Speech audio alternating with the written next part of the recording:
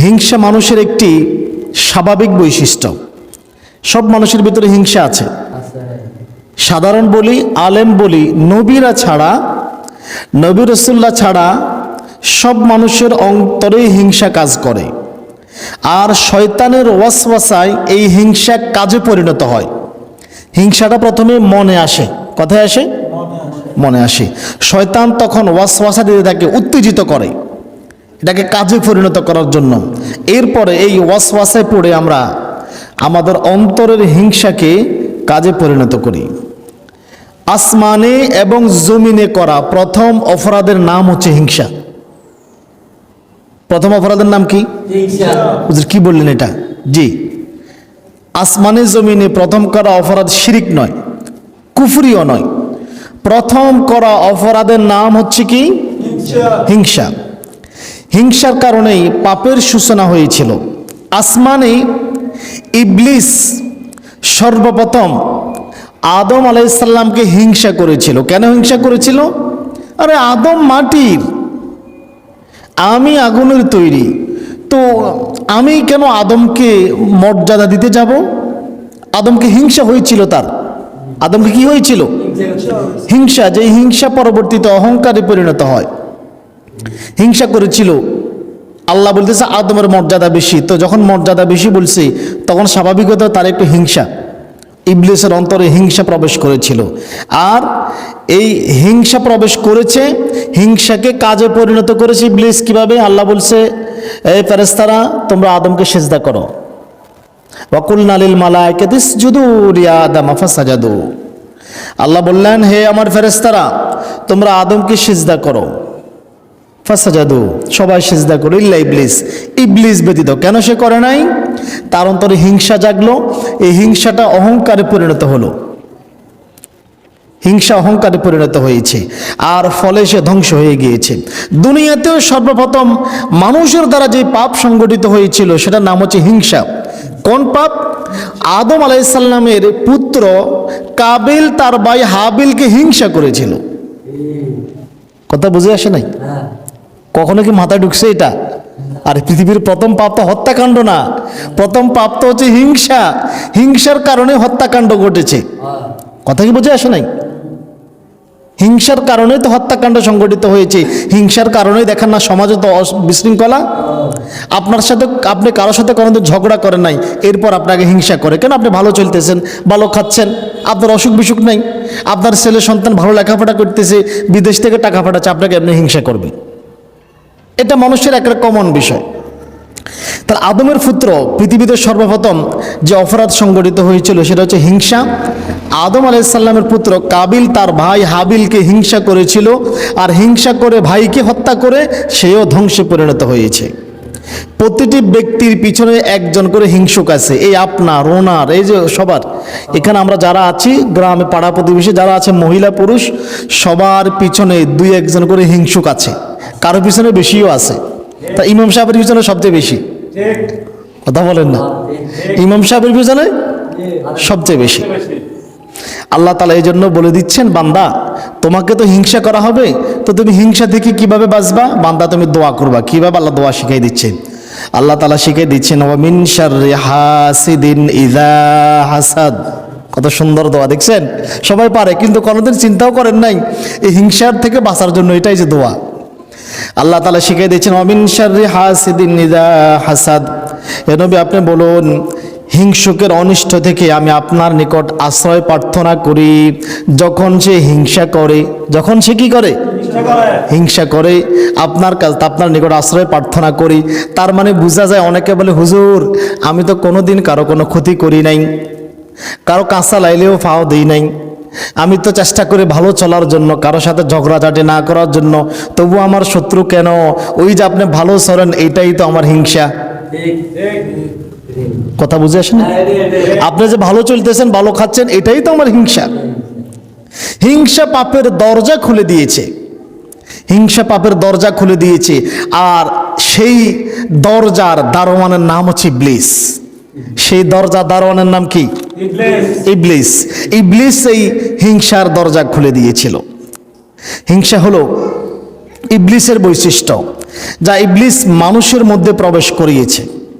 হিংসার কারণেই ইবলিস আদম আলাইহিসসালামকে সম্মান দিতে রাজি হয়নি। কাবিল তার ভাই হাবিলকে হত্যা করেছিল। ইউসুফ আলাইহিসসালামের ভাইয়েরা হিংসার কারণেই, ইউসুফ আলাইহিসসালাম ছিলেন ছোট মানুষ, হিংসার কারণেই ইউসুফ আলাইহিসসালামের ভাইয়েরা তাকে হত্যা করার চেষ্টা করেছিল। হিংসার কারণেই মক্কার লোকেরা চিন্তা করলো, আবু জাহেল চিন্তা করলো, আমি এত বড় নেতা, এত বড় নেতা, বুঝি এতিম মুহাম্মদ যার বাপ নাই সে বুঝি নবী হবে, এটা হয়? হিংসার কারণে মক্কার লোকেরা মুহাম্মদ সাল্লাল্লাহু আলাইহি সাল্লামকে নবী হিসাবে মানতে পারে নাই। হিংসার কারণে ইহুদিরা মুহাম্মদ সাল্লাল্লাহু আলাইহি সাল্লামকে নবী হিসাবে মানতে পারে নাই। এই হিংসা মানুষের রন্ধ্রে রন্ধ্রে রন্ধ্রে রন্ধ্রে ইবলিস প্রবেশ করায় দিয়েছে। এইভাবে হিংসা মানুষের সকল আমলকে একেবারে ধূলিসাৎ খেয়ে ফেলে, নষ্ট করে ফেলে। বলা আছে ইবলিস আসমানের এমন কোনো জায়গা ছিল না যেখানে ইবলিস সিজদা করে নাই, আল্লাহকে সিজদা করে নাই। ইবলিস এত বেশি আমল করেছিল, তার আমলের পরিমাণ এত বেশি, কিন্তু এই হিংসার ফলে ইবলিসের সমস্ত আমল কি হয়ে গেছে? ধূলিসাৎ হয়ে গেছে। আল্লাহ নবী এই কথা বলেছেন সুনানে আবু দাউদের 4903 নম্বর হাদিস। হযরতে আবু হুরায়রা রাদিয়াল্লাহু তাআলা আনহু বলেন, ক্বালা রাসূলুল্লাহ সাল্লাল্লাহু আলাইহি ওয়াসাল্লাম, রাসূল সাল্লাল্লাহু আলাইহি ওয়াসাল্লাম বলেছেন, ইয়াকুম ওয়াল হাসাদা, খবরদার, সাবধান, তোমরা হিংসা থেকে বেঁচে থাকো। কি থেকে বেঁচে থাকো? হিংসা থেকে বেঁচে থাকো। ফাইনাল হাসাদা ইয়াকুলুল হাসানাত, কেননা হিংসা সকল ভালো আমল, নেক কাজগুলি, ভালো কাজগুলিকে খেয়ে ফেলে, জ্বালিয়ে ফেলে, ধ্বংস করে দেয়। কিভাবে ধ্বংস করে? কামা তাকুলুন নারুল হাতাবা, যেইভাবে আগুন কাঠ বা খড়িকে কাঠ, যেমনিভাবে আগুন কাঠ অথবা লাকড়ি বা খড়িকে আস্তে আস্তে জ্বালিয়ে একেবারে খেয়ে ফেলে ধ্বংস করে দেয়, তেমনি করে কারো মনের ভিতরে যদি একবার হিংসা প্রবেশ করে তার সমস্ত আমল এই হিংসা বরবাদ করে দিবে। হিংসুকের হিংসা এক সময় অহংকারে পরিণত হয়, কারণ সে অন্যদের চেয়ে নিজেকে বড় মনে করতে চায়, অন্যদেরকে ছোট এবং হেয় করার চেষ্টা করে। আর হিংসা তাকেই করা হয় যে মর্যাদায় হিংসুকের চাইতে উপরে। কথা কি বুঝে আসছি? হিংসা তো আমি আমার চাইতে ছোট কাউকে কি হিংসা করব না, যে মর্যাদাগত দিক থেকে আমার উপরে তাকে হিংসা করে।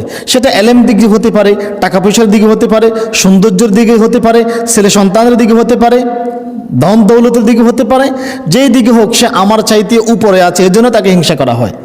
আপনার চাইতে অদম যারা, তাদেরকে আপনি হিংসা করবেন না। ইবলিস, এই হিংসা হচ্ছে ইবলিসের আদর্শ, যার ফলে হিংসা দূর না করা পর্যন্ত কোনো মানুষের দোয়াও কবুল হয় না, আমলগুলিও কবুল হয় না। নাউজুবিল্লাহ বলবেন না? তাকে ক্ষমাও করা হয় না, কারণ হিংসা তাকে আরো পাপ করতে বাধ্য করে, আরো পাপ করতে উৎসাহিত করে। যেমন ইবলিস এখনো পাপ করেই যাচ্ছে। ইবলিসের সেই হিংসাটা কার সাথে?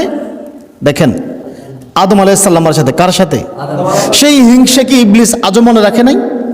লক্ষ কোটি বছর পরেও ইবলিসের অন্তরে সেই হিংসা আজও বহমান। আদম আলাইহিস সালাম মরে গেছে, তার সন্তান চলে গেছে, আস্তে আস্তে আস্তে বলেন তো এখন মানব প্রজন্ম আদম আলাইহিস সালামের কততম, কত হাজার, কত লক্ষতম বংশধর, এরপরেও কি ইবলিসের অন্তর থেকে হিংসা বিদূরিত হয়েছে? না, ইবলিস আদৌ হিংসা করে। আর যার ফলে কেউ যদি হিংসা করে তার দোয়াও কবুল হয় না, আমলও কবুল হয় না, তাকে ক্ষমাও করা হয় না।